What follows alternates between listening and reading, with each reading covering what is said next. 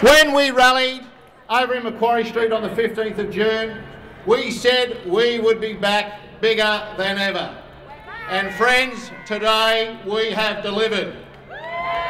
We have a problem. There's too many of us here. Isn't that fantastic? We said there would be at least 20,000 people here today. Friends, looking out here, there are 30,000 people here today at a minimum. Barry O'Farrell is offering us an impossible choice. Either see our wages go backwards in real terms or sell off jobs to fund wage maintenance. Firefighters, like the rest of you, all have mortgages. We all have bills. And we can't afford to see those wages go backwards, otherwise we won't be able to pay those bills. Now, we're not asking for the world, we're just asking for a fair go, both for us and for the community. And that's what we're going to keep fighting for, shoulder to shoulder with every public sector worker until the O'Farrell government realises we are a service, not a business. Can someone tell Baz, when you cut jobs and resources in the railways, you get safety breaches, accidents, fatalities and more incidents on railway platforms that the police have to investigate. When you cut jobs and resources with the AMBOs, you get cops tied up with accident victims, assault victims and mental health patients. When you cut jobs and resources with teachers, the cops get tied up with schoolyard assaults and truants.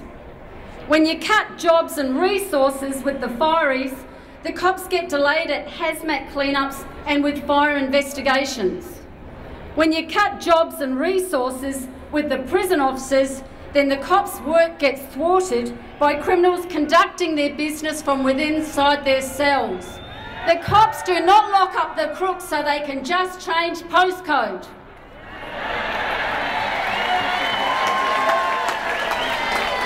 And when you cut jobs and resources with the cops, you get anarchy. Barry, did you miss the London riots? That's a public service that's been cut by a third.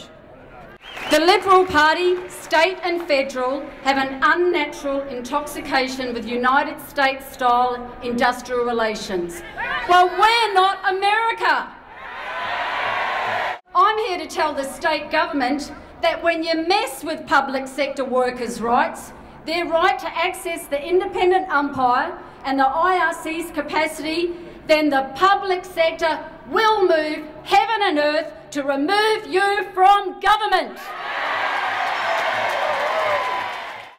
We're working short-staffed. He talks about productivity. Productivity? We went from bloody 450 cleaners down to 185.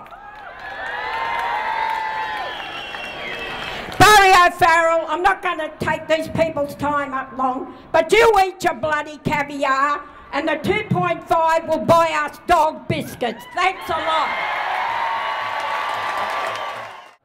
If the Premier, if you had any doubts about the level of anger amongst public sector workers and the committee at large over his policies, then all he needs to do is to have a look out his window up here in Parliament House and all of those doubts will be dispelled.